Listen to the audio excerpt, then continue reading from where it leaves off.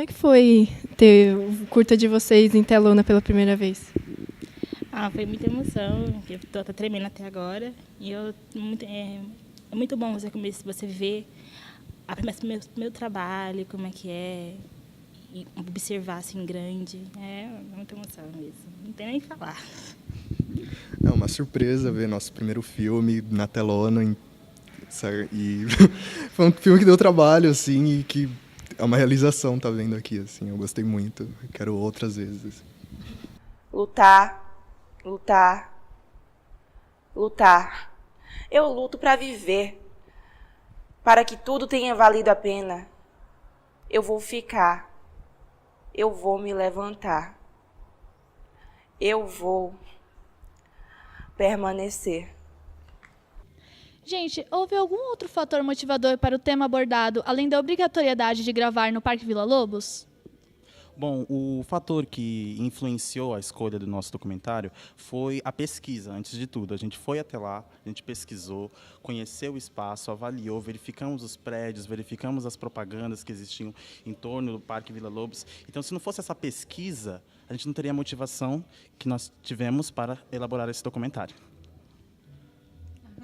Acho que é bem isso, assim, da pesquisa, né? Tinha a obrigatoriedade de fazer no parque, mas, enfim, foi mais uma leitura que o grupo fez do parque que levou a esse tema.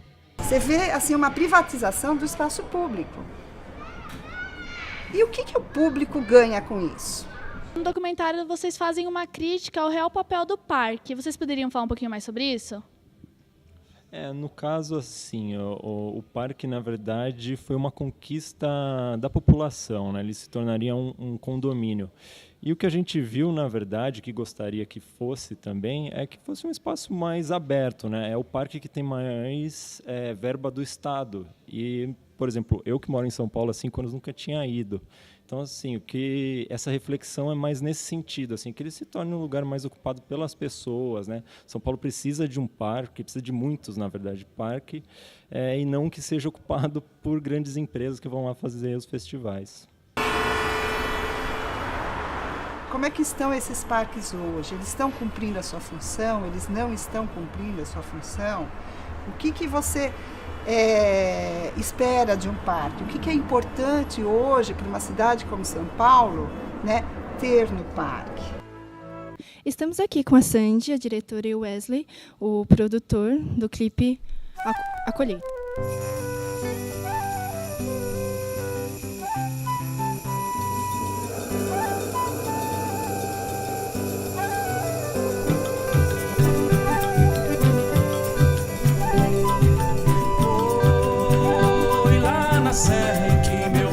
A música ela remete a um cenário do sertão. Por que vocês colocaram ele num cenário urbano? A nossa ideia foi mostrar mais ou menos um depois. Antes ele realmente vivia nesse cenário de sertão e tudo mais, e por conta de ele querer plantar algo a mais para ele, para a família, ele saiu desse cenário e foi para um cenário completamente diferente, desconhecido para ele, para poder plantar e depois colher alguma coisa, tanto para ele quanto para a família. Então, quando a gente sentou para conversar sobre a ideia, todo mundo que escutou a música teve uma ideia de saudade, de nostalgia, né? Essa foi uma sensação que todos tiveram. E a gente tentou buscar, nessa cena urbana, essa nostalgia que ele sente do passado, da família, do interior, do sertão. Então é basicamente isso, a gente queria fazer um contraponto.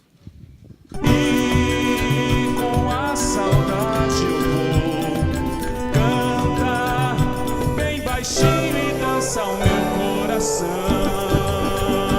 Como é que foi a produção? Foi bem complexa, foram 4 diárias, 2 externas e 2 internas. E a gente teve que correr atrás de autorização para poder gravar na Praça Chico Mendes, lá em Osasco, e também na Praça Roosevelt, lá na Augusta. E nas internas a gente teve que dividir em 2, por conta do tempo que a gente não podia fazer uma diária de tempo integral, só de meio período. E foi bem difícil também, quanto à continuidade também foi bem complicado. Meu coração, meu coração, meu coração, meu coração. de onde partiu a ideia de falar sobre mulheres com deficiência visual? Bom, a nossa ideia, essa ideia surgiu da necessidade que a gente tinha de fazer um documentário que inspirasse uma reflexão e uma mudança.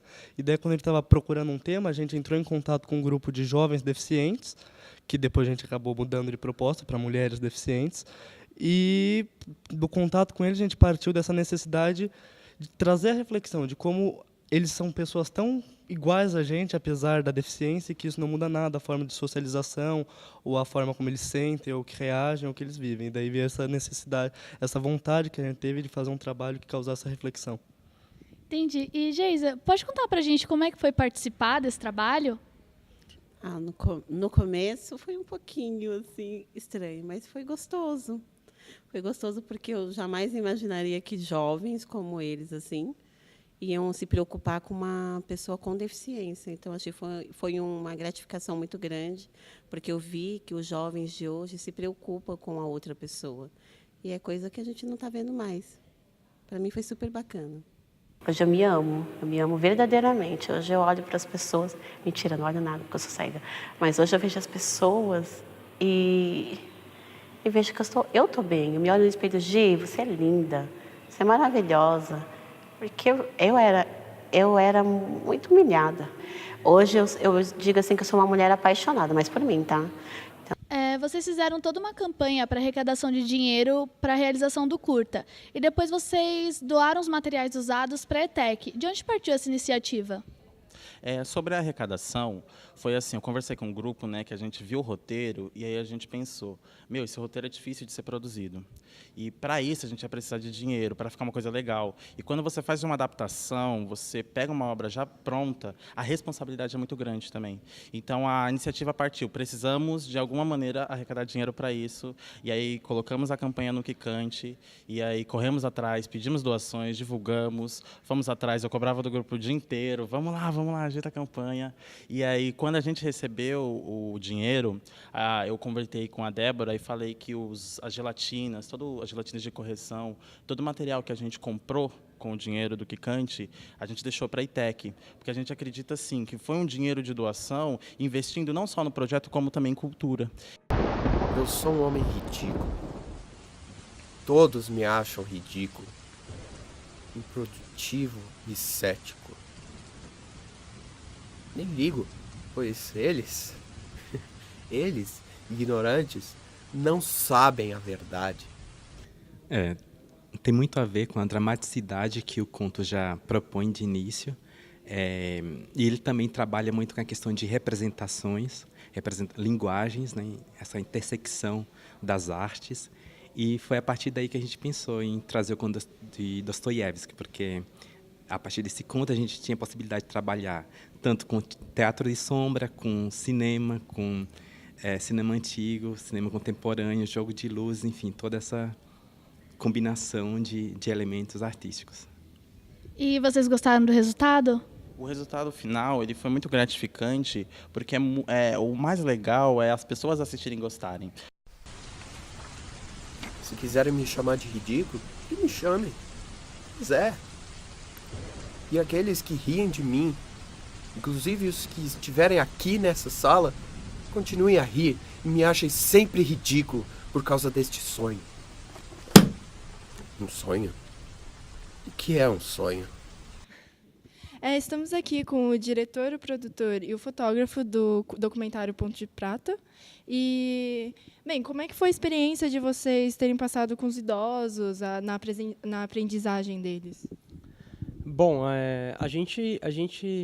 na verdade, foi um projeto de integração. A princípio, a gente queria só retratar o que eles faziam lá no espaço de convivência do idoso, mas acabou que a gente, na verdade, fez parte daquela turma. A gente ensinou, a gente levou equipamentos para fazer essa troca do que a gente aprende agora, como a gente faz o curso de audiovisual, e eles também, a gente fez essa troca de informações com o que está acontecendo agora, com o que eles tinham visto. Inclusive, o próprio Magnus, ele comentou que participava de cineclubes e tudo mais na época, e acho que foi muito legal essa troca. Acho que é o que retrata o resultado do nosso curta.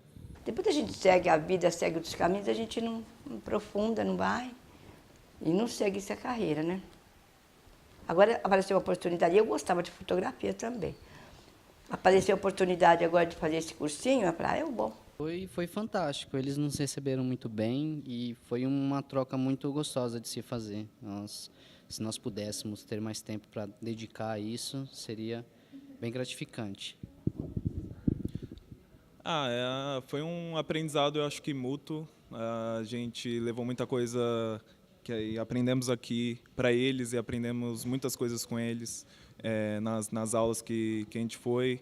Fomos acolhidos por todos e nos trataram com uma humildade muito importante, e o projeto não sairia desse jeito sem nenhum desses elementos que eles falaram e que eu disse agora. Do idoso, que ele tem que perceber que não acabou, não existe um ponto final e ele pode continuar a sua história até enquanto estiver viva, né? E eu acho que todo mundo teria que buscar isso. Por que vocês optaram por tantos planos sequência?